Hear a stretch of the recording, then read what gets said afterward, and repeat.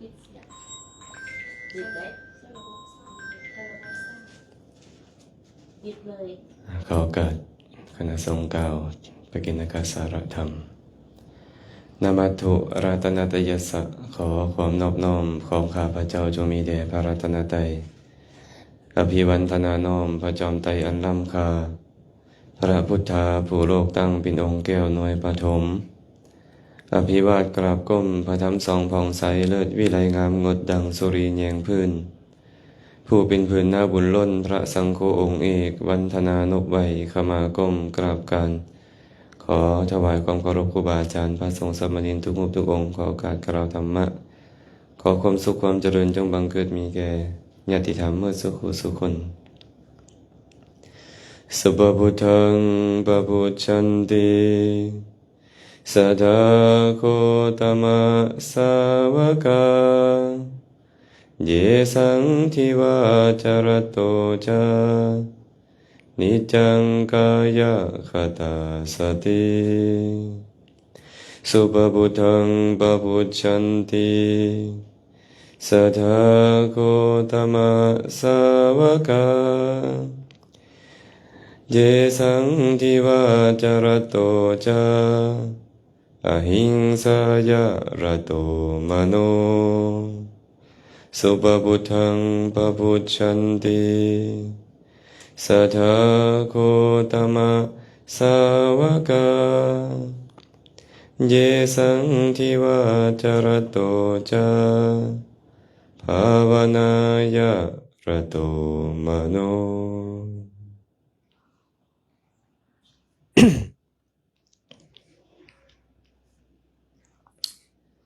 มีแต่ดินบ่มีไม้ดินสิไงเป็นผงบ่มีดงดอนบังสิเกิดเป็นทะเลแรงสายทาราจะเหือดแห้งแสงสุรีจะฮอนจีมนุษย์สัตว์ซ้ำเสือสิสูญสิ้นเผ่าพันธุ์พี่น้องเอ้ยมื้อนี้วันที่เท่าใดแล้วมื้อนี้วันที่4เดือน4ปี2026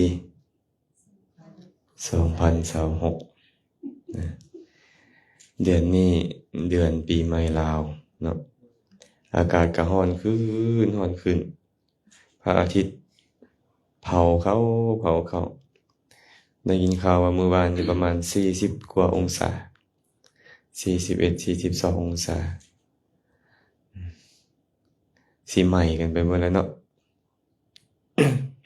แต่ถึงจังใดก็ตามหน้าที่ของพระอาทิตย์มันก็มีหน้าที่ให้แสงสว่างและให้ความร้อนส่วนหน้าที่ของพวกเราผู้เกิดแก่และก็ต้องตายก็คือการเฮ็ดสิ่งที่เป็นประโยชน์ให้กับชีวิตถามว่าอันใดละเป็นประโยชน์ให้กับชีวิตกุศลเนาะกุศลนั่นแหละมันจะเป็นประโยชน์ให้กับชีวิตของพวกเราหรือว่าอีกอย่างหนึ่งก็คือประโยชน์ตนประโยชน์ทานเอิ้นว่าประโยชน์ของชีวิตอาตมาเหลียวเบิ่งบางคนก็ขาวจนสิบ่เหลือดำแล้วบางคนก็เริ่มขาวผมนี่เนาะเอิ้นว่าดอกเราแหละเป็นเครื่องหมายบอกว่าอีกบ่ดนและที่พวกเราจะยังมีชีวิตอยู่ในโลกสุดท้ายแล้วก็ต้องทิ่มไปเบิดทุกสิ่งทุกอย่างทรัพย์สมบัติภัสถานแก้วแหวนเงินทองหน้าที่การงานยศถาบรรดาศักดิ์บ้านซองที่ดินญาติกาวงศาทิ่มไปเบิดเลยโดยที่สุดแม้แต่สรีระร่างกายของเฮาที่เฮาฮักห่วงแหนพยายามนำเอาทุกสิ่งเข้าไปให้มัน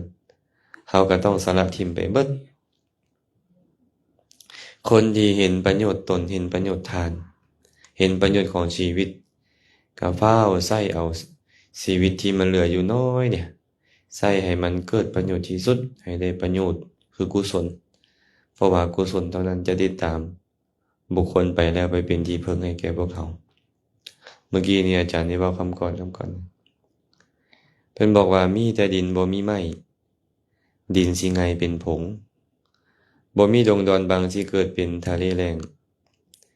สายทาราจะเขินแห่งแสงสุรีจะห่อนจี มนุษย์สัตว์ซ้ำเสือสิสูญสิ้นเผ่าพันธุ์พี่น้องเอ้ยคันมีแต่ดินบ่มีไม้ดินสิไงเป็นผงไปเบิ่งบ่อนใดก็อย่าเนาะมีแต่พื้นดินบ่มีต้นไม้ใบหญ้าบ่มีต้นไม้ใบหญ้าที่มาคอยดูดซึมเอาอายหมอกเอาน้ำฝนเอาน้ำค้างไว้ดินก็แตกแหงเด้พอแตกแหงแล้วก็เป็นฝุ่นเป็นละอองไปเบิดแม่นบ่สัตว์สาบาสิ่งอาศัยอยู่ได้บ่แถวนั้นฮะสัตว์สาบาสิ่งก็อยู่อย่างลำบากแม่นบ่สัตว์สาบาสิ่งก็อยู่อย่างลำบากคือพวกเขานี่แหละย่างไปตามสถานที่ต่างๆบ่มีต้นไม้ให้ซนเป็นจังได๋โอ้ลำบากเนาะลำบากหลายนะฉะนั้นเพิ่นเลยบอกว่ามีแต่ดินบ่มีไม้ดินสิไงเป็นผงบ่มีดงดอนบางสิเกิดเป็นทะเลแล้งดงดอนบางบ่มีมันก็กลายเป็นเหมือนทะเลแล้งเห็นบ่แถวอาหรับเนาะแถวทะเลทรายต้นไม้ต้นหนึ่งก็บ่เกิดก็กลายเป็นทะเลแล้งไปสายทาราจะเขื่อนแห้งแสงสุรีจะฮ้อนจีสายทาราคือแม่น้ำเนาะแม่น้ำก็จะเขื่อนจะแห้งไปแสงสุรีคือพระอาทิตย์นี่ก็จะฮ้อนขึ้นเรื่อยๆฮ้อนขึ้นเรื่อยๆเนาะ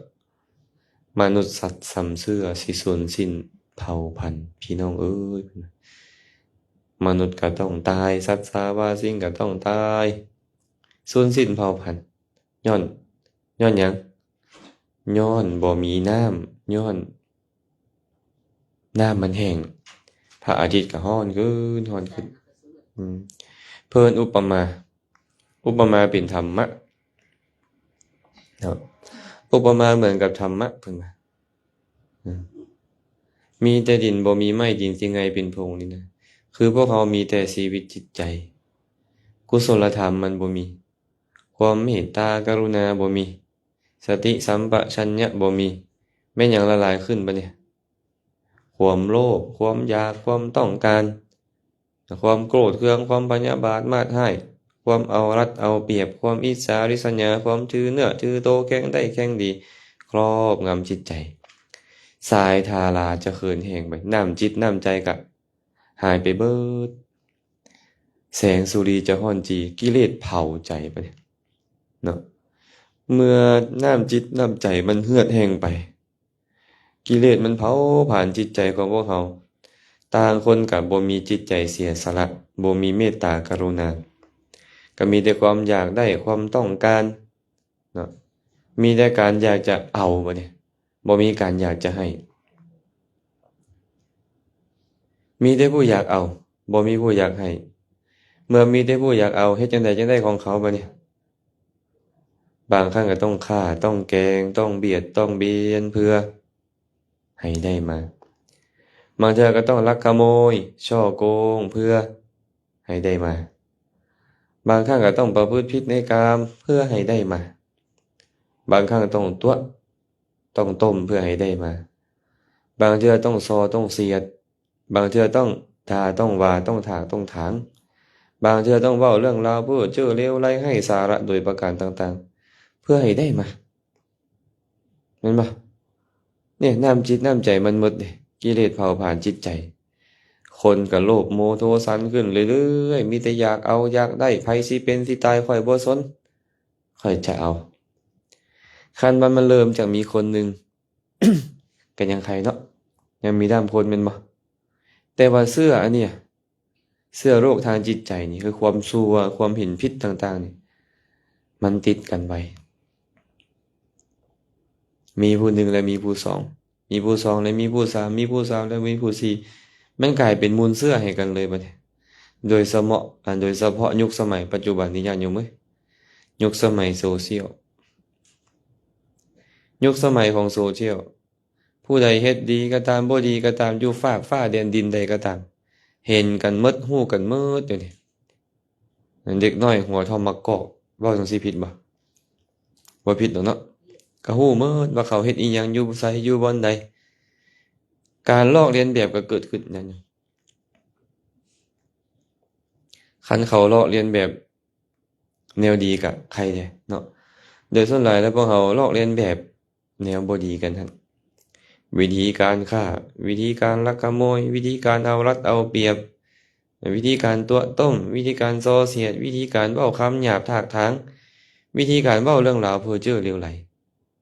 ลอกเลียนแบบได้ดีดีไอ้ความเห็นผิดมิจฉาทิฏฐิความชั่วต่างๆเนี่ยคันหลายขึ้นเป็นจังไดล่ะบัดเนี่ยโลกนี้เริ่มลำบากเนาะไปไสก็ยากแม่น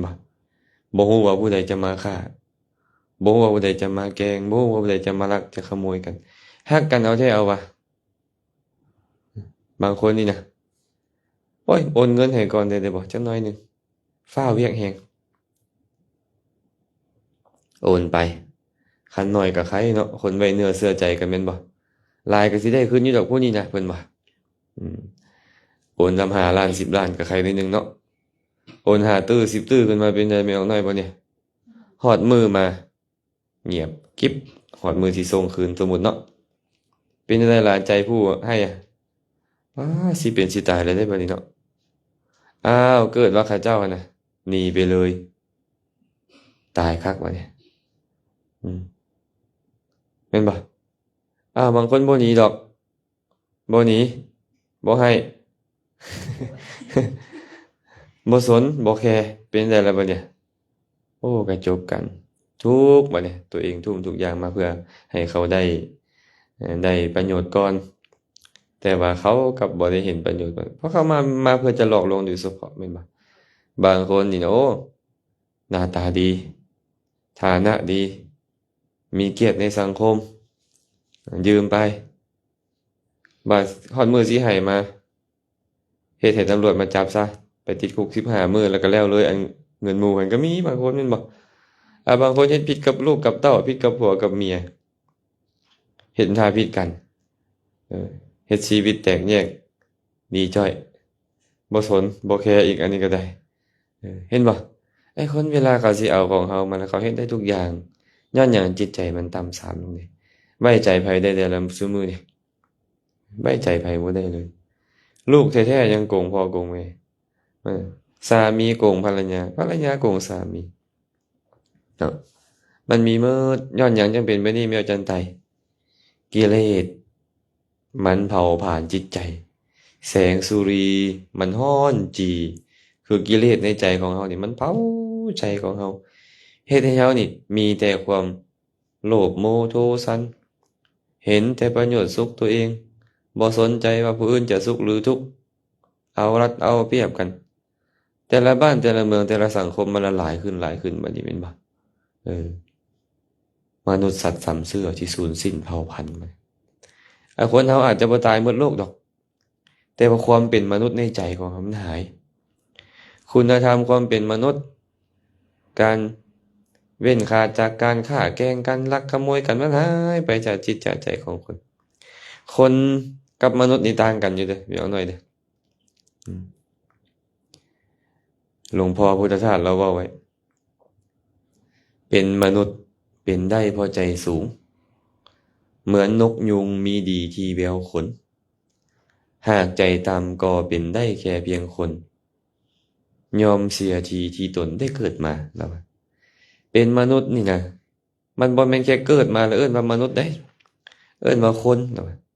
มานุสะหรือว่ามนุษย์สะเนี่ยมี2ศัพท์มนุษย์สะก็ได้มานุสะก็ได้แปลว่าผู้มีใจสูงส่งผู้มีใจสูงส่งก็คือมีแต่จิตใจที่ประกอบด้วยความเมตตาปรารถนาดีต่อคนอื่นมีแต่กรุณาความมิดูสงสารคนอื่นมีแต่มุทิตาความยินดีพอใจในการที่คนอื่นมีความสุขมีความเจริญอุเบกขาจิตใจปล่อยวางเฉยได้เมื่อ4อย่างนี้มีอยู่จะไปฆ่าแกล้งผู้ใดจะไปลักขโมยไปซ่อโกงผู้ใดจะไปตัวไปต้มผู้ใดจะไปประพฤติผิดในบุตรในภรรยาไผมันบ่มีแม่นบ่มันบ่มีอันนี้เอิ้นว่ามนุษย์เป็นได้เพราะใจสูงเหมือนกับนกยุงพุ่นน่ะมันมีดีที่แววขนของมันคันขนบ่มีนกยุงงามบ่มันงามนำขนคนเฮาก็นี่ก็เป็นมนุษย์เป็นคนงามเป็นคนเจริญนี่นะเป็นคนที่มีใจสูงได้เพราะคุณธรรมนี่เนาะแต่ถ้าหากว่าแสงสุรีคือกิเลสมันจี้จิตใจเฮาความเป็นมนุษย์ก็หมดบัด มันเป็นหยังบัดนี้แม่เที่ยงคันความเป็นมนุษย์หมดอ่ะเป็นสัตว์เดรัจฉานเป็นเปรตเป็นอสุรกายเป็นสัตว์นรกในคาบของมนุษย์สัตว์นรกมันอยู่ไว้ใดมีแต่ความทุกข์ทรมานท้องโอดท้องโอยอยู่หั่นแหละเหมือนกับคนเป็นบ้าอยู่ตลอดเลย มันเจ็บปวดทรมานหลายก็เบิ่งสังคมเฮาซุมื้อนี้แม่นบ่คนเฮาเดี๋ยวก็ร้องเดี๋ยวก็ไห้เดี๋ยวก็โฮอยู่บ่นี้บ่นั้นนั่นแหละย้อนหยังกิเลสมันครอบงำจิตใจทนบ่ได้บางคนแก้ส่งรอบ้านก็ยังมีเคยเป็นบ่ เอ้ยตอนเมาๆเด้จะบางให้ส่งการมาหาแล้วเด้จะไปแก้ส่งรอบ้านให้หมู่เบิ่งนี่บ่คักเด้เด้อต้องระวังเนาะตัวนี้เนาะแม่นบ่อ้าวสัตว์เดรัจฉานสัตว์นรกในคาบมนุษย์เอิ้นว่ามนุสสะนิรยโกเป็นมนุษย์แต่ก็เหมือนกับสัตว์นรกบ่มีเวลาอยู่ด้วยความเงียบจะต้องร้องโฮโศกเศร้าเสียใจต้องร้องโอดร้องครวญอยู่ตลอดเวลาต้องทุกข์ทรมานอยู่ตลอดเวลาเลยมนุสสติรัจฉาโนบ่เนี่ยเป็นมนุษย์แต่ว่าจิตใจเหมือนสัตว์เดรัจฉานเอิ้นว่าสัตว์เดรัจฉานในคาบมนุษย์เป็นไงสัตว์เดรัจฉานน่ะมันบ่สนว่าเจ้าจะเป็นไผบ่จันไตข่อยบ่สนว่าเจ้าเป็นแม่บ่สนว่าเจ้าเป็นพ่อบ่สนว่าเจ้าเป็นลูกบ่สนว่าเจ้าเป็นเต้าบ่สนว่าเจ้าเป็นไผอยากกัดข่อยกัดเห็นบ่อยากย่ำข่อยย่ำอยากเสพเมถุนอยากความสังวาสอยากติดเซิงก็ไปเลยแม่นบ่พ่อแม่ว่าแม่นแบบนี้บ่มันอีหลีเด้แม่ออกซุมื้อนี้นะบางเทื่ออ้ายน้องพี่น้องป้องไปเนี่ยโอ้ยบ่ได้สนแหละเดี๋ยวนี้เหมือนกับสัตว์เดรัจฉานมีแต่การอยากได้แล้วก็เฮ็ดบ่ได้สนว่าไผเป็นไผพระพุทธเจ้าตรัสไว้จังซี่ภิกขุทั้งหลายหิริโอตตัปปะเป็นธรรมขาวเป็นเหตุให้โลกนี้สว่างไสวเป็นเหตุให้โลกนี้เนี่ยบ่เป็นเหมือนกับเป็ดไก่งัวควายหมูหมาแบะแกะหากว่าบ่มีธรรมสองอย่างนี้อันเป็นเครื่องคุ้มครองรักษาโลกคือหิริโอตตัปปะนี่นะบ่มีความละอายสัวเก่งกว่าบาปนี่สัตว์โลกก็จะเป็นเหมือนกับแบะเหมือนกับแกะเหมือนกับไก่เหมือนกับหมูกับหมาเป็นไดสัตว์เดรัจฉานแล้วนั่นมันอยากกินตอนใดมันกินมันอยากย่ำตอนใดมันย่ำมันอยากกัดไปมันกัดมันอยากไปร่วมเมถุนธรรมอยากไปเซิงผู้ใดมันไปเลยมันบ่ได้สนว่าผู้นี้นี่เป็นแม่ผู้นี้เป็นป้าผู้นี้เป็นอาเป็นน้าผู้นี้เป็นน้องสาวเอื้อยบ่ได้สนใจตัวนั้นน่ะก็สังเกตเบิ่งหมาเบิ่งแมวเนาะแม่นบ่มันร่วมสังวาสกันได้หมดเลยจิตใจของมนุษย์ก็คือกันมีแต่การเอารัดเอาเปรียบบ่มีความละอายแล้วบ่มีความละอายอันนี้มนุษย์ก็จริงเนาะโตเป็นมนุษย์แต่ใจเป็นสัตว์เดรัจฉานเอิ้นว่ามนุสสติรัจฉาโนมนุษย์สาเปโตเด้บ่เนี่ยมนุษย์เปรตหิวอยู่ตลอดเปรตนี่นะบ่มีเวลาอิ่มพวกเขาคือกันอยากได้นี่อยากได้นั่นอยากได้นี่อยากได้นั่นบ่เคยที่จะมาหยุดพอใจว่าความสุขมันบ่ได้อยู่ที่การต้องได้มาเท่านั้นแม่นบ่ความสุขนี่นะแม้แต่การที่บ่ได้อีหยังเลยมันก็ควรจะมีความสุขได้คือความพอใจในสิ่งที่มีที่ได้อันนี้พวกเขาบ่หยุดเด้เนาะอยากได้นี่อยากได้นั่นมันต้องดิ้นรนบ่ล่ะบ่เนี่ยดิ้นรนไอ้การดิ้นรนของเฮาคันดิ้นรนแนวดีก็ยังไคน้อยนึงคันดิ้นรนแนวดีอยู่บ่ได้ดังใจเป็นจังได๋ล่ะให้ทำให้ตัวเอง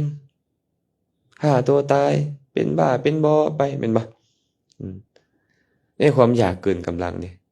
บางคนนี่อยากหลายฆ่าแม่ข้อยก็ต้องฆ่าพ่อข้อยก็ต้องฆ่าลูกฆ่าเต้าข้อยก็ต้องฆ่าสามีภรรยาข้อยก็ต้องฆ่าข่าวออกหลายซุมื้อนี้เนาะเป็นแบบนั้นอีหลีเนาะนี่เปรตมันมีแต่ความอยากคันพวกเฮาบ่เซาอยากจักเทื่อพวกเฮาก็เป็นเปรตในคาบของมนุษย์และปรากฏว่ามันเป็นแบบนั้นอีหลีเด้ซุมื้อนี้เนาะเพิ่นก็เลยบอกว่า สายทาราจะเขินแห้งแสงสุรีจะห้อนจีมนุษย์สัตว์สำเสื้อสิสูญสิ้นเผ่าพันธุ์สายทาราคือน้ำอกน้ำใจความเอื้อเฟื้อเผื่อแผ่การแบ่งปันมิตรไมตรีหายไปจากใจมันเหือดแห้งไปหมดเลยแสงสุรีจะห้อนจีราคะโทสะโมหะความโลภความโกรธความหลงความอิจฉาริษยาความขี้ที่ทั้งหลายไม่จิตใจมนุษย์สัตว์สำเสื้อสิสูญสิ้นเผ่าพันธุ์ความเป็นมนุษย์หายเกลี้ยงบัดเนี่ยเหลือแต่ความเป็นสัตว์เดรัจฉานความเป็นสัตว์นรกความเป็นเปรตอสุรกายในใจเดือดร้อนบ่บ้านเมืองเดือดร้อนจ้างอาจารย์แซมมาเฮือนที่ได้ฟันเข้ามื้อนี้คันว่าความคุณธรรมความเป็นมนุษย์บ่มีในใจแม่นบ่เออแสดงว่าพวกเรานี่ยังพอมีคุณธรรมของความเป็นมนุษย์อยู่คือหยังที่มีจิตใจเมตตากรุณาอบเอื้ออารีแม่นบ่มีสติมีปัญญาเห็นประโยชน์โลกนี้เห็นประโยชน์โลกหน้าเห็นประโยชน์อย่างยิ่งคือพระนิพพานอยู่เห็นประโยชน์ตนเห็นประโยชน์ทานอยู่นี่ก็ยังดีเด้คันคนเขาบ่มีแบบนี้เลยเด้บ่มีทางจะแบบนี้จะเกิดขึ้นบ่มีการนั่งฟังธรรมบ่มีการถวายทานบ่มีการไหว้พระสมาทานศีลแบบนี้บ่มีต้องรักษาเอาไว้เด้อจ้ะรักษาความเป็นมนุษย์ความเป็นผู้มีใจสูงในใจของเขาไว้เด้อแต่ทางนี้ทางนั้นเนี่ยเราก็ต้องอบรมจิตใจของพวกเขาเด้อกายก็เป็นสิ่งที่ควรอบรมแต่หากว่าไปอบรมกายแต่ใจบ่ถูกอบรมให้ประโยชน์เห็นว่าบางคนน่ะเขาไปอบรมกายเขาเฮ็ดให้กายเขานี่ผิวไหวเฮ็ดอันนี้อันนั้นได้ง่ายเนาะไปออกกำลังกายนอกใหญ่ขึ้นในขึ้นกล้ามกึดขึ้นกระลายเป็นบ่แต่ใจต่ำทรามมีบ่คนแบบนี้มีทั้งใจดีมีทั้งใจต่ำทรามเป็นบ่นี่ย้อนหยังบ่อบรมใจแห่งบุคคลใดก็ตามฝึกกายตัวเองได้เปรียบคนอื่นแล้วบ่เนี่ยแห่งมักเอารัดเอาเปรียบคนอื่นเห็นบ่การสั้นกายก็เป็นส่วนหนึ่งที่พวกเขาต้องฝึกฝนแต่ใจนี่สำคัญคันใจมันฝึกฝนแล้วมันจะบ่กระทบกระทั่งผู้ใดเลยมันจะมีแต่ความสุขมีแต่ความเจริญเด้มีเงินหลายก็สุขบ่มีเงินก็สุขมียศถาบรรดาศักดิ์สูงส่งก็สุขบ่มีก็สุขมีคนย่องยอสรรเสริญมีเกียรติในสังคมหรือบ่มีก็สุขแม่นบ่ได้อาหารหวานข้าวที่ดีมาบริโภคให้เกิดสุขบ่มีเงินศาลบ้านซองที่ดีให้บริโภคให้เป็นสุขบ่หรือบ่มีมันก็มีความสุขได้หากจิตใจเราถูกฝึกฝนเราต้องการหยังกันแท้ในโลกนี้พอเสียงสอนต้องการความสุขแม่นบ่ต้องการความสุขแต่เราเห็นว่าการมีเงินมีทองมีจะเฮ็ดให้เรามีความสุขเราเลยแสวงหาเงินหาทองแม่นบ่การมีอยู่มีกินอิ่มนุ่งอุ่นมีเงินศาลล้านแป้นที่ดีอยู่มีญาติพี่น้องหลายๆมีคนห้อมล้อมจนมีความสุขเราเลยแสวงหาการที่เรามียศถาบรรดาศักดิ์สูงส่งได้นี่เราจึงจะมีความสุขเราได้แสวงหาสิ่งนั้นแต่หลายๆคนขั้วน้ำเหลวไปฮอดจุดที่มีอีหยังทุกสิ่งทุกอย่างแล้วมันบ่สามารถเติมเต็มได้หลายคนเด้ในประเทศลาวประเทศไทยประเทศบ้านใกล้เรือนเคียงหรือในโลกนี้น่ะคนรวยก็บักหลายเด้แต่บ่มีความสุขย้อนหยังใจบ่ถูกฝึกการเราต้องการความสุขเราต้องมาฝึกใจเนาะกันย้อนเราฝึกใจมาดีพอสมควรเราจังให้ทานได้มื้อนี้เราจังยินดีในการให้ครูบาอาจารย์มาใช้สอยเฮือนศาลเราได้บัดนี้เอาผู้ใดจะสละเฮือนของตัวเองให้หมู่ได้ก่อนเดี๋ยวนี้นี่ขอเสียงสอนแม่ออกแม่เที่ยงแม่ออกหน่อยเนาะมายามใดอย่ากายเด้อมานอนมาใช้มาซอยพวกเขาหน่อยได้คันคนขี้ทีมันสิเฮ็ดได้คนบ่ฝึกจิตบ่ฝึกใจเป็นบ่คันคนบ่เสียสละสิเฮ็ดได้แสดงว่าพวกเรานี่ก็ถือครูบาอาจารย์แนะนำบอกกล่าวแล้วก็พยายามฝึกฝนตัวเองมาหลายพอสมควรใจของพวกเขาจึงเสียสละได้อันนี้คือการฝึกเด้อาจารย์ก็เลยขึ้นต้นคาถามาเมื่อกี้นี่3คาถา พระพุทธเจ้าตรัสไว้สุปพุทธังปพุชชันติสัทธาโคตมะสาวกาเยสังทิวาจะรัตโตจะ นิจจังกายคตาสติสติของบุคคลใดเป็นไปแล้วในกายเป็นผู้ที่ตื่นอยู่ตลอดกาลทั้งปวงทั้งกลางเวรและกลางคืนเป็นผู้ตื่นอยู่แบบนี้เพิ่นว่า ชื่อว่าเป็นสาวกของพระโคดมชื่อว่าเฮากำลังเป็นลูกศิษย์ของพระพุทธเจ้าผู้กำลังดำเนินตามพระองค์ออกจากทุกข์หากว่าเฮาเอาสติมาตั้งไว้ในกายทั้งกลางเว้นและกลางคืนตลอดการเป็นนิจอยู่เป็นผู้ตื่นอยู่เพิ่นว่าแบบนี้เอิ้นว่าตื่นเด้ถึงเจ้าจะมึนตาอยู่โคโลอยู่แต่ว่าใจเจ้าทรงออกไปนอกตลอดเลยใจเจ้าบ่ได้เอาเข้ามาในกายเลยบ่ได้มาพิจารณากายของตัวเองเลยบ่ได้มีการพิจารณาอัตภาพของตัวเองเลยเบิ่งแต่สิ่งที่ภายนอกแต่เรื่อยๆเจ้าบ่ชื่อว่าผู้ตื่นมึนตาอยู่ก็คือผู้หลับบ่ชื่อว่าสาวกของพระพุทธเจ้าแต่หากเจ้าพยายามเอาสติของเจ้านี่มากำหนดกายคืออัตภาพนี่เนี่ยอยู่เนืองๆกลางเว้นก็เฮ็ดกลางคืนก็เฮ็ดเจ้าจึงชื่อว่าผู้ตื่นชื่อว่าสาวกของพระพุทธเจ้าพวกเฮาได้พิจารณากายได้บ่จะเป็นกายคตาสติก็ตามเป็นกายานุปัสสนาสติปัฏฐานก็ตามมันเคยเกิดขึ้นบ่ได้พิจารณาบ่คณะบ่พิจารณาเลยเฮาชื่อว่าผู้หลับแม่เทียงกับมึนตาอยู่ตอนนี้ก็เป็นผู้หลับพอเสียงสอนคือกันมึนตาอยู่ที่เอิ้นว่าคนหลับไหลเพราะว่าบ่มีความรู้โตเกิดขึ้นเลยบ่รู้โตชื่อว่าผู้หลับรู้โตชื่อว่าผู้ตื่นตื่นได้เด้อพวกเฮาก็ได้เด้อเฮาหลับมาโดนแล้วเด้หลับเนาะหรือบ่หลับก็คือผู้บอดบ่เห็นอีหยังเลยนับตั้งแต่พระพุทธเจ้าพระนามว่ากัสสปะปรินิพพานแล้วดวงตาของโลกนี่นะมิดมืดไปหมดเลยผ่านไป1พุทธันดรพระสัมมาสัมพุทธเจ้าก็เฮาอุบัติขึ้นในโลกจังมาเปิดตาให้ใหม่ตอนเนี้ยเพิ่นซี้เข้ามาหากายตัวเองนี่ได้ซี้เข้ามาสู่อัตภาพของตัวเองนี้ต้องพิจารณาขันธ์5ที่มีอยู่ในนี้ขันเจ้าหอบหู้ในกองสังขารของตัวเองเจ้าก็หอบหู้โลกหอบหู้คนอื่นทั้งหมดเพราะว่าคนอื่นฉันใดเฮาฉันนั้นเฮาฉันใดคนอื่นฉันนั้นแม่นบ่เฮามีทางความสุขมีทางความทุกข์ถึงบ่เฮามีเวทนาคือกันบางเทื่อก็เป็นกลางๆเฮามีไว้แต่คนอื่นมีไว้นั้นเฮามีความอยากมีความต้องการฉันใดคนอื่นฉันนั้นเฮามีความโกรธเคืองความบ่พอใจฉันใดคนอื่นฉันนั้นเฮามีความจื้อจำจื้อได้หลงลืมได้ฉันใดคนอื่นฉันนั้นเฮาเห็นรูปฟังเสียงดมกลิ่นชิมรสชาติได้รับสัมผัสรู้แจ้งทางใจได้ฉันใดคนอื่นฉันนั้นมันต่างกันบ่ได้บ่มีความต่างเลยเนาะคันเฮาพิจารณาเข้ามาหาเฮาจะรู้ทั้งโลกเลยอาตมาเลยมักเว้าเรื่อยๆว่าผู้ใดเรียนอภิธรรมเรียนเพื่อมาพิจารณาตัวเองจะรู้รอบจักรวาลรอบรู้รอบจักรวาลโดยการบ่ต้องไปฮอดโดยการบ่ต้องไปถึงโดยบ่ต้องไปเห็นแต่จะรู้เบิดเพราะอภิธรรมเพิ่นสอนสัจจะ4สัจจะ4คือหยังทุกข์เหตุเกิดทุกข์เหตุดับทุกข์ทางดับทุกข์โดยแยกมันออกมา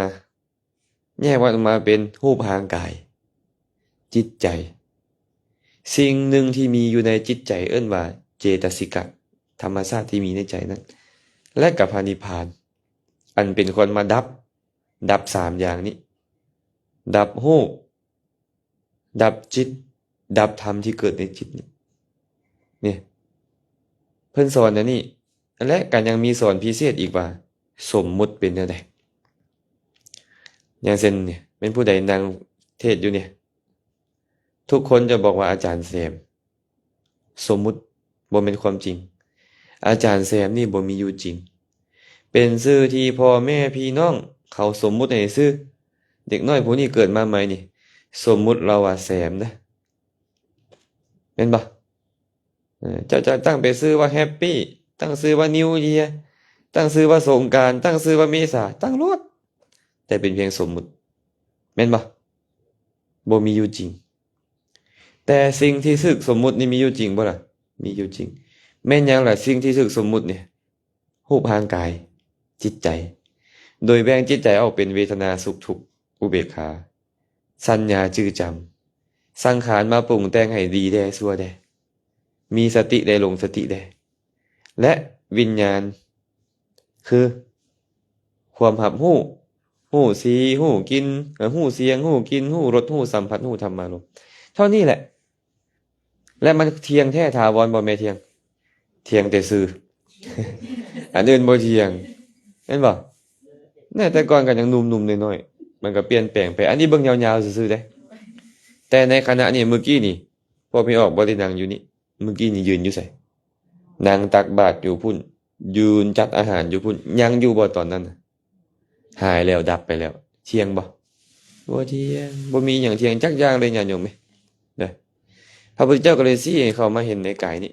คันเจ้าเห็นเจ้าฉันใดเห็นคนอื่นฉันนั้นแล้วนะเจ้าจะบ่อยากเบียดเบียนไผเจ้าจะเห็นความเป็นจริงว่าทุกคนก็ล้วนแต่เกิดขึ้นมาตั้งอยู่ดับไปเอาพ่อกองทุกข์กันทั้งหมดเลยและแยกออกจากทุกข์กันทั้งหมดเมื่อเฮามาฮู้แบบนี้แล้วสมควรบ่ที่คนฮู้แบบนี้แล้วจะไปเบียดเบียนกันและกันมันบ่สมควรเลยแม่นบ่เอาจิตใจเฮาเจริญขึ้นบ่คันเป็นไปนี่มันเจริญตั้งแต่ฮู้ตัวแหละและการกระทำออกไปเพราะความฮู้ตัวนั้นบัดนี้ทางกายทางวาจามันก็จะมีแต่การบ่กระทบกระทั่งมีแต่การตามประกอบประโยชน์เกื้อกูลให้แก่กันและกันบ้านเมืองสงบสุขบ่เบื้องต้นตัวเองสงบสุขแล้วมันก็ยังแบ่งออกไปให้คนอื่นสงบสุขนำเนี่ยนี่เอิ้นว่าสาวกของพระพุทธเจ้าเพิ่นว่าเนาะตถาโคตมะสาวกาสทาโคตมะสาวกาชื่อว่าเป็นสาวกของพระโคดมคันผู้ใดมีความตื่นอยู่ตลอดกาลทั้งปวงแบบนี้พวกเราก็ต้องมาฝึกนี่แหละใส่กายยคตาสติใส่กายานุปัสสนามาฝึกให้เห็นความจริงเห็นอยู่เรื่อยๆว่าบ่มีเฮาบ่มีของเฮาเป็นเพียงรูปและนามทางกายและจิตใจอาศัยกันและกันเกิดขึ้นเป็นไปเป็นอย่างมันจึงเหยียดออกจิตสั่งรูปเหยียดเป็นอย่างมันจึงคู่เข้าจิตนามหันสั่งรูปคู่เข้าเป็นอย่างต้องมีการกินจิตคือนามสั่งรูปก็เลยต้องเคลื่อนไหวเท่านั้นเองเอาสุดท้ายมีแต่รูปกับนามมีแต่ทางกายกับจิตใจอีหยังเป็นสาระของชีวิตนี้บ่มีปัญญามันเกิดขึ้นมาเห็นจริงแล้วโอ้บ่เที่ยงเป็นทุกข์เป็นอนัตตาค่อยบ่เอาอีกนะเดี๋ยวมันก็เอามะเร็งมาให้เฮาเป็นบ่ไม่เที่ยงเดี๋ยวมันเอาความดันมาอีกเลยดิเดี๋ยวก็เอาเบาหวานเดี๋ยวก็เอานี่เอานั่นมาให้เฮาเอาประดงมาอีกต่างหากเอาทุกข์มาให้เฮานานาประการเอาโรคหัวใจพิวมาให้เฮาอีกต่างหากโอ้ยมึงแม่มันมีความสุขบ่ไหนบ่มีเลยคันเจ้าเกิดมา10รอบเป็นมะเร็ง10รอบเอาบ่นี่บ่เอาเลยบ่เอามีลูกเป็นตาฮักตาแพงได้เอาบ่เอาวะแต่เขาต้องตายจากเฮาได้พุ่นลูกถึกมือปักเล็กอยู่อันออสเตรเลียเป็นยังทุกข์ฮอดแม่พี่ทุกข์ฮอดแม่เฒ่าพี่แม่นบ่เบิ่งดูหั่นน่ะขนาดมีผู้1 2คนเด้นี่คันมีหลายคนก็หั่นดิโอ้ยบ่ต้องเว้าฮอดเลยเนาะอันสั้นพอแล้วแหละพอแล้วหยุดซะกระแสของการเกิดเนี่ยบ่อยากเอาแต่มันก็ต้องได้คือเก่าคันว่าเฮาบ่พัฒนาจิตใจของเฮาแม่นบ่เฮาก็เลยต้องใส่ใจตัวเองแด่พัฒนาจิตใจของตัวเองตื่นมาแต่ละมื้อเฮาละเบิ่งแต่ทางนอกเพิ่นเบิ่งทางนอกแล้วก็ไปตำหนิสิ่งนั้นตำหนิสิ่งนี้ยินดีสิ่งนั้นบ่พอใจสิ่งนี้อยู่แม่นบ่กิเลสทั้งนั้นเลยบ่ได้ประโยชน์หยังเลยตื่นมาแต่ละมื้อหั่นน่ะบ่เบิ่งตัวเองดิอย่างนั้นซั่นเด้อให้เวลากับตัวเองนำเนาะพระพุทธเจ้าตรัสอีกว่าสุปพุทธังปพุชชันติสทาโคตมะสาวกาเยสังทิวาจารัตโตยะเยสังทิวาจารัตโตจะอหิงสายะระโตมโน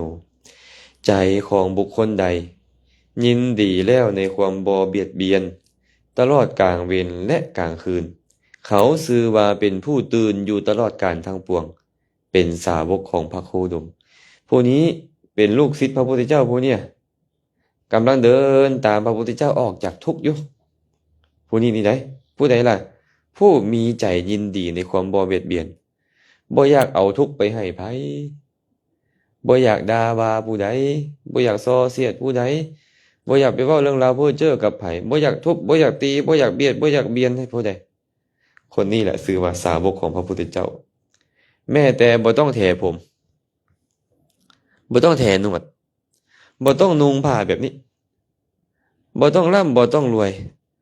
บ่ต้องมีบุคคลไหนมาประกาศว่าเจ้าเป็นสาวกของพระพุทธเจ้าแต่ใจของเขายินดีในความบ่เบียดเบียนตลอดเวลาคืนเขานั่นแหละชื่อว่าสาวกของพระพุทธเจ้าสาวกของพระโคดมกำลังเดินตามพระโคดมคือพระสัมมาสัมพุทธเจ้าไปอยู่ไอ้เฮานี่นะเป็นคำว่าตลอดเลยพุทธังสรณังคัจฉามิธัมมังสรณังคัจฉามิสังฆังสรณังคัจฉามิข้าน้อยขอถือเอาพระพุทธเจ้านี่นะมาเป็นพี่เพิ่งมาเป็นสรณะมาเป็นเครื่องกำจัดภัยข้าน้อยขอเดินตามพระพุทธเจ้าอุ้ยเกิดตื่นมาแต่เช้าแล้วด่าผัวแล้วหายลูกแล้วมันที่อันนั้นยินดีในความเบียดเบียนอยู่นี่แหละแม่นบ่เช็คบ่เนี่ยยามใดก็ดึกค้อนใส่ไก่ยันขึ้นเฮือนอยู่หั่นโอ้ยสาวกของพระโคดมก็ได้เป็นแบบนี้มันต้องยินดีในการบ่เบียดเบียนแม่นบ่มีแต่ความอีดูกูนาสงสารโอ้เป็นหยังน้อเท่านั้นคือตื่นสวยแท้โอ้เราทุกข์เนาะเราทุกข์ขอให้เจ้าเศร้าทุกข์เด้อเท่าเด้อเป็นหยังลูกเฮาคือบ่เฮ็ดตามที่เฮาบอกเฮาว่าเด้โอ้คันเราเฮ็ดแล้วเราทุกข์เราก็บ่อยากทุกข์ขอให้เจ้าเศร้าทุกข์ซะเด้อใจของเฮานี่จะสบายบ่เข้าใจคนอื่นนะคือกับเฮาบ่อยากเฮ็ดบางอย่างนั่นแหละเป็นหยังเฮาจังบ่อยากเฮ็ดบางอย่างเฮ็ดแล้วเฮาทุกข์เขาก็คือกันนะใจของเฮาก็จะเบาลงเฮาจะเป็นสาวกของพระพุทธเจ้าได้บ่แต่ส่วนหลายคนในโลกนี้ยินดีในการเบียดเบียนจะกินแต่ละเทื่อนี่ต้องมีการตายเป็นร้อยเป็นพันแม่นบ่กินก้อยกุ้งเต้นแต่ละเทื่อจักตัวโอ้ตายบ่ไกลหลายเนาะแม่นบ่ตายบ่ไกลหลายเพิ่นน่ะเพิ่นกินนั่นน่ะเพิ่นจะกินหอยแครงลวกแต่ละเทื่อจักตัวตายฮะมันสินับได้เนาะเบิ่งดูหั่นน่ะญาติโยมเอ้ยเฮาเลยมีแต่ความคิดจะเบียดเบียนอยากเบียดเบียนสัตว์อื่นแต่อยากให้ตัวเองเป็นสุขเฮาก็เลยบ่ชื่อว่าสาวกของพระพุทธเจ้าสาวกของพระพุทธเจ้าต้องยินดีในการจะบ่เบียดเบียนไผๆด้วยการกระทำก็ตามด้วยคำเว้าก็ตามโดยที่สุดแม้แต่ด้วยความคิดก็บ่คิดเบียดเบียนไผจังชื่อว่าสาวกของพระโคดมได้คาถาที่3คาถาสุดท้ายพระพุทธเจ้าตรัสว่าสุปพุทธังปพุชชันติสัทธาโคตมะสาวกาเยสังทิวาจรัตโตจะภาวนายะระโตมโนใจของบุคคลใดก็ตามยินดีแล้วในภาวนาตลอดกลางวันและกลางคืนเป็นผู้ตื่นอยู่ตลอดกาลทั้งปวงชื่อว่าเป็นสาวกของพระโคดมไผก็ตามเด้อมีจิตใจยินดีในภาวนาไอ้คำว่าภาวนานี่เว้าโดยรวมๆซื่อๆเด้เว้ารวมๆซื่อๆว่าภาวนานะเนาะแต่เพิ่นเจาะจงไปที่เมตตาไอ้เมตตาคือความปรารถนาดีความรักใคร่ผู้อื่นนี่นะผู้ใดก็ตามมีแต่ความรักมีแต่ความแพงให้กับหมู่อยู่ตลอดเวลากลางเว้นก็ตามกลางคืนก็ตามตลอดกาลทั้งปวงเขาผู้นี้เท่านั้นเด้อชื่อว่าเป็นสาวกของพระโคดมกำลังเดินตามพระพุทธเจ้าเพื่อออกจากวัฏฏะสงสารออกจากทุกข์นี้พระพุทธเจ้านี่นะมีแต่ความเมตตามีแต่ความกรุณาเข้าไปหาคนอื่นเห็นคนอื่นได้ดีมีสุขอ่ะมีแต่ความชื่นชมยินดีต่อเขามีแต่ความชื่นชมยินดีนี่เอิ้นว่าสาวกของพระพุทธเจ้าสัตว์โลกสู่มือนี่คุณธรรมเหล่านี้หายแม่เทียงเด้อและเฮาก็ดันเป็นผู้หนึ่งที่มันกำลังจะหายไปหมดมันหายไปหลายแล้วแหละแต่ว่ามันยังพอมีอยู่น้อยนึงพวกเฮาเนี่ยเดี๋ยวมันจะหายไปเรื่อยๆคันถ้าเขาบ่ฝึกมันบ่ฝนมันบ่เฮ็ดให้มันเกิดขึ้นดุๆการใช้เงินใช้ทองนี่นะญาติโยมแฮงใช้หลายเท่าใดแฮงหมดไปเท่านั้นแม่นบ่ถูกบ่นี่แฮงใช้แฮงหมดเนาะแต่ว่าเมตตากรุณาสติปัญญานี่แฮงใช้หลายเท่าใดแฮงเพิ่มพูนแฮงใช้แฮงเพิ่มพูนแฮงใช้แฮงเพิ่มพูนเพิ่นนี่เฮาก็เลยต้องใช้เมตตากรุณานี่แหละสติปัญญานี่แหละมาฝึกฝนตัวเองกายคตาสติที่พระพุทธเจ้าบอกว่ามีสติเป็นไปในกายเนี่ยเป็นชื่อของการเจริญสติเจริญปัญญามาฝึกใจเนาะอหิงสายาระโตมโนเป็นชื่อของการมีกรุณาอิดูสงสารสัตว์อื่นเอามาฝึกตัวเองไผ ภาวนายะระโตมโนใจยินดีในภาวนาเว้ารวมๆก็คือภาวนาทั้งหมดเว้าเจาะจงก็คือเมตตาเมตตานี่แหละที่บุคคลคนมีแต่ความเมตตามีแต่ความรักมีแต่ความแพงให้คนอื่นปรารถนาดีให้คนอื่นอันนี้ควรเอามาฝึกตนเองหรือจะเว้ารวมทางพรหมวิหารทั้ง4นั่นแหละเมตตากรุณามุทิตาอุเบกขาคืออุบายเครื่องฝึกใจเพิ่นเอิ้นทำเหล่านี้ว่าพรหมวิหารแปลว่าเครื่องอยู่ของพรหมเครื่องอาศัยของพรหมธรรมะของพรหมคือผู้ประเสริฐเนาะเฮาเลยต้องนึกถึงตัวนี้ได้บ่นี่ขณะใจเฮาบ่มีเมตตากรุณาเลยเนี่ยเฮาจะต่างหยังจากสัตว์เดรัจฉานแม่นบ่จะต่างหยังจากเปรตจากอสุรกายจากสัตว์นรกเป็นมนุษย์อยู่แต่ว่าคุณธรรมความเป็นมนุษย์บ่มีมนุษย์สัตว์ซ้ำเสื้อกระสูญสิ้นเผ่าพันธุ์คุณธรรมความเป็นมนุษย์เมตตากรุณามุทิตาอุเบกขาทานศีลหายไปเบิดภาวนาหายไปเบิดความเป็นมนุษย์ก็บ่เหลืออยู่ผู้เฒ่าเพิ่นก็เลยเว้าไปแบบนี้มีแต่ดินบ่มีไม้ดินสิไงเป็นพงเลยเด้อบ่มีดงดอนบางสิเกิดเป็นทะเลแล้งไอ้ดงดอนบางนี่คือธรรมะคำสอนนี่นะมันบ่มีเลยดงดอนบางนี่ใจมันก็เหมือนทะเลแล้งทรายทาราจะเคินแห้งเมตตากรุณามุทิตาอุเบกขาในใจเนี่ยแห้งไปเบิดแสงสุรีจะห้อนจีความโลภความโกรธความหลงความอิจฉาริษยาบังเบียดเอารัดเอาเปรียบเต็มพื้นในใจไม่จิตไม่ใจมนุษย์สัตว์ซ้ำเสื้อสิสูญสิ้นเผ่าพันธุ์คุณธรรมความเป็นมนุษย์หายเกลี้ยงไปหมดเลยเนาะอันนี้ก็ฝากไว้เด้อญาติโยมเด้ออยากให้คุณธรรมในใจของเรามีอยู่เรื่อยๆมีอยู่โดนๆเราต้องฝึกมันโดยอุบายใดอุบายหนึ่งโดยเฉพาะนี่แหละ3ข้อที่พระพุทธเจ้าตรัสไว้นี้พิจารณาเห็นกายในกายนี่กายคตาสติเอาสติไว้ในกายนี่ดูๆอหิงสายะระโตมโนใจยินดีในความบ่เบียดเบียนให้มีกรุณาอิดูสงสารสัตว์โลกเกิดขึ้นในใจเรื่อยๆจังบ่เบียดเบียนเขาเนาะและกับเมตตาในใจนี้เว้ารวมๆก็คือพรหมวิหารให้มีเกิดขึ้นในใจของพวกเขาทานก็จังยังหลงเหลือศีลจะมีภาวนาก็จะเจริญไปได้เรื่อยๆและจะชื่อว่าผู้บ่ยินดีในการเกิดยินดีในการออกไปจากวัฏฏะสงสารตามเสด็จพระสัมมาสัมพุทธเจ้านำก้นพระองค์ไปเข้าสู่พระนิพพานคือการดับสังขารบ่มีการเกิดอีกเนาะอะไรเนาะเมื่อยๆนิดนึงมื้อนี้สิสั่นเข้าซะก่อนเสริมเพลง เนาะอะไรก็คงจะพอสมควรเลยโอ้มาซ่าเลยนี่เนาะ2ไอ้น้องพวกเนี่ยมาซ่ากับยากับแบ่งบุญให้คือกันเด้ออาจารย์ได้ไปเดินจาริกธุดงค์มา100 กว่ามื้อ110 กว่ามื้อแล้วก็ไปกิจนิมนต์เมืองเฟืองหลวงพระบางไปเจริญกุศลในสถานที่ต่างๆกลับมาฮอดมื้อวานก็ลงมาพี่เลยเนาะก็จะไปเทศน์อยู่งานผ้าป่าซึ่งมื้ออื่นมีงานผ้าป่าอยู่วัดใหม่วัดป่าสีดำด่วนอยู่หินบุญนี่ใกล้ๆนี่แหละเนาะบุญใดกุศลใดที่เกิดขึ้นก็ขอแบ่งบุญกุศลทั้งหมดให้ญาติโยมเมื่อสุขุสุคนจงมีส่วนร่วมในบุญนี้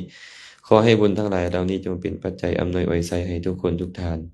จงได้ประสบพบเจอแต่ความสุขปราศจากทุกข์ทั้งปวงปรารถนาสิ่งหนึ่งประการใดอันเป็นไปในทางที่ชอบประกอบด้วยธรรมแล้วก็ขอให้ความปรารถนาของทุกคนทุกท่านจงสำเร็จโดยทั่วกันเทอญ